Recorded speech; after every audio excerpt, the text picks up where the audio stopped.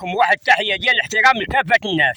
المعلومة الصحيحة تقدمها قناة كوثر جواد لكافة الناس. شاهدوا كأس أوروبا مجانا، ومباراة إسبانيا وكرواتيا اللي غادي تكون عند 6:45 دقيقة 18:45، فهي في القمر ديال أسترا على قناة RTL تردد 12226 على 27500 هوريزونتال. كما أن قناة ليكيب الفرنسية على قمر الأوتيسات 5 درجة غرب هي بدورها ستنقل مباراة كرواتيا وإسبانيا على التردد 12648 على 29500 الأجهزة ديال ملتيستريم.